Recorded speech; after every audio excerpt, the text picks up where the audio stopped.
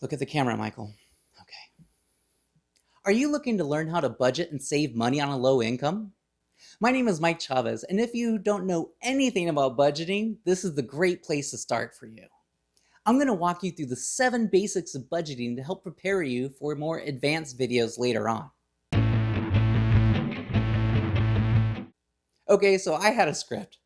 After I finished filming everything and was going through the editing process, my wife told me that I may want to record it again. So here I am. Now, I know things like math, budgeting, and numbers are really boring for most people. I get that. But I absolutely love that stuff. I'm weird that way. I mean, heck, if you give me a problem that I can solve through a spreadsheet, I'm all there. Having said that, I also like to find easy ways to explain difficult topics. As I mentioned before, this video is broken down into 7 sections, and the timestamps are included below. You can use those timestamps to either skip ahead or repeat a section that you want to hear again. Okay, like everybody on YouTube says, go on and do all the things. Like, subscribe, click the bell, and comment down below. All of that stuff, just so you know, really helps us with the YouTube algorithm so it shows up. Okay, with all that out of the way, let's dive in. Okay, so why budget in the first place? Well, it's a perfect way to maximize your income while also identifying where all your money is going and look for different ways where you can cut your expenses. And if you do that, you'll be able to save money and start paying down some of your debt, like credit cards and student loans and the like. And once you're able to save a little nest egg, it'll give you some financial security and help you weather any unforeseen events and also allow you to save up for big purchases. But what I have found is that no matter what your income is, it's usually a struggle for anyone to keep up. Now, you would think that if you made a little bit more, you'd be able to save a little bit more.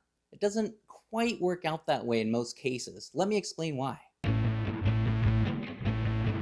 Okay, let's start with the basics. You have income and you have expenses. Income includes all the money you're receiving from different sources. Now, it could be as simple as just the one job you're working, or if you have a partner where you're both earning, it'll include both your incomes as well as any dividends you receive, any interests on your accounts, and any side hustles you have going on. On the expenses side, this includes everything you spend money on, from housing to toilet paper. Now, no matter what your income level is, everyone falls into one of 3 categories. Either your income is less than your expenses, income is equal to your expenses, or if you're really lucky, income is greater than your expenses. And if you fall into this 3rd category, man, I salute you. But kick back while I dive a little deeper into the other 2. Now we'll start with income is less than expenses. Now realize if you fall into this category, you have a lot of company. In this scenario, you'll find yourself falling further and further behind every month. And it can be very discouraging to see your credit card amounts rise month after month and seeing no way out.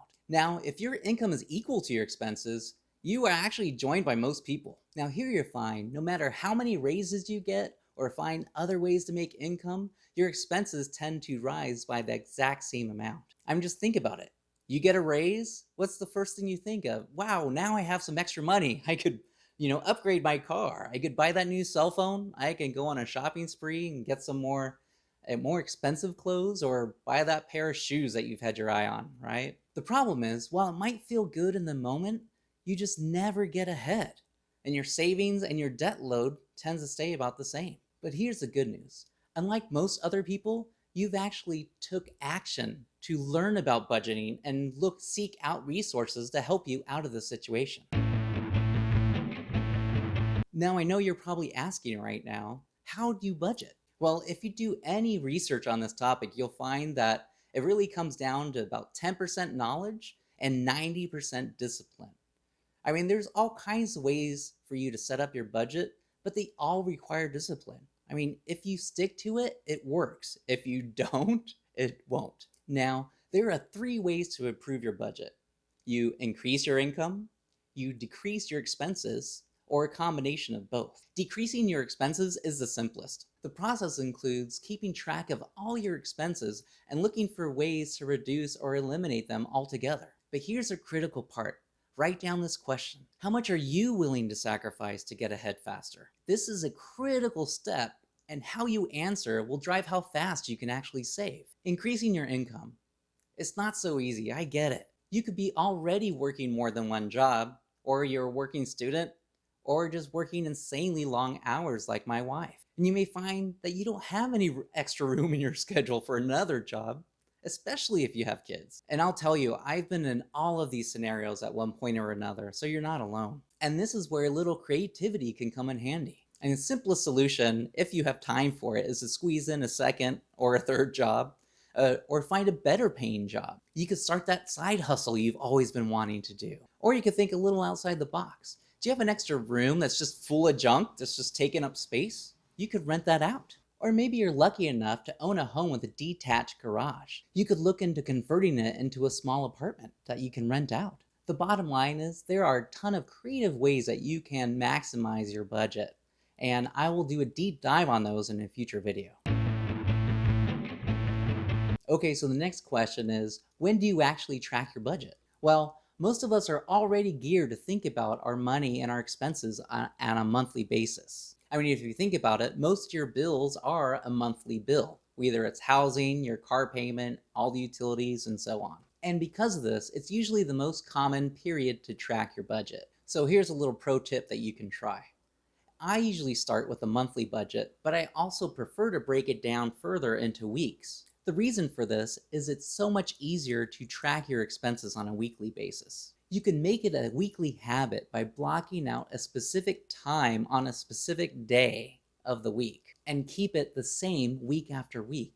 It makes it much easier to schedule that time on an ongoing basis.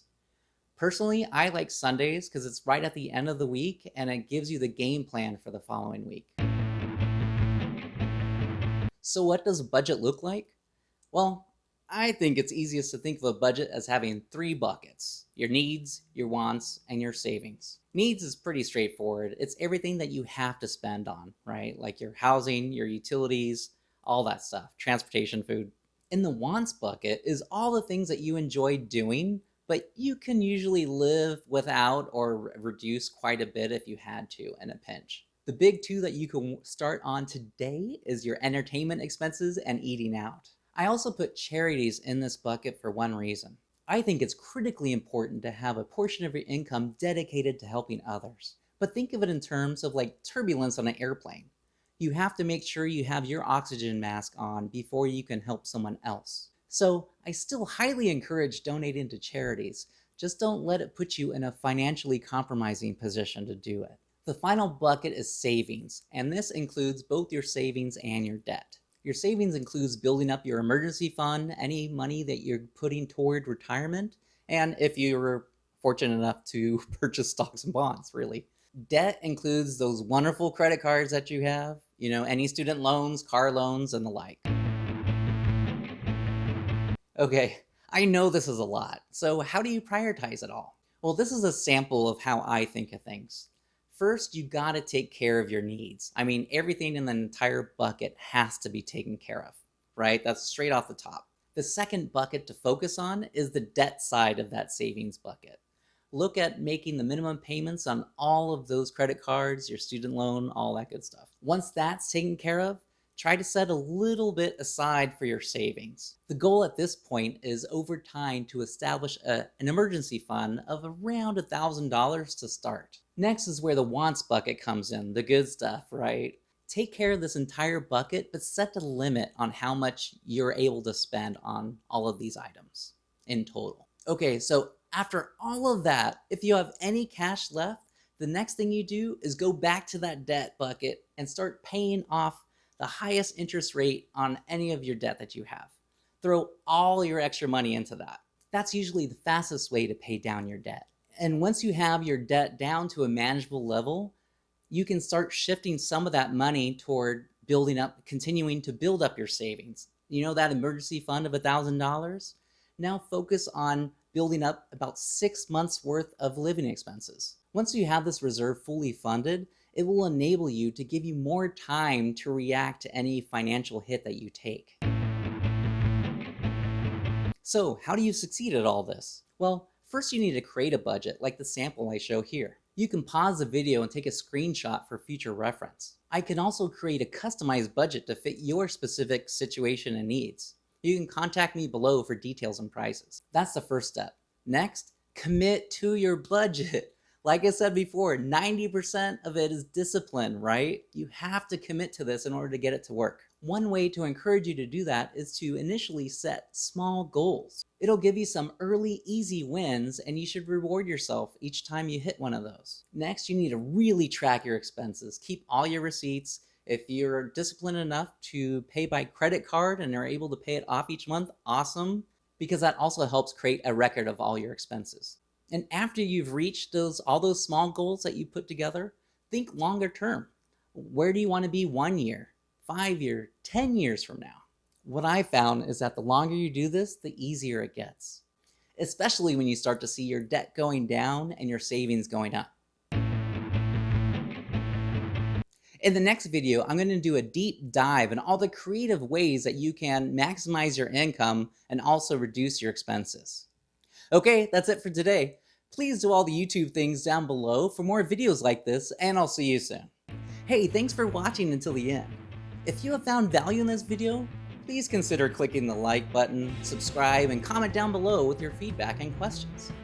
This will help me provide you with the quality answers you are looking for. Also, please share this video with anyone you know that you think could benefit. Pay it forward and let us all help each other out. Make me proud.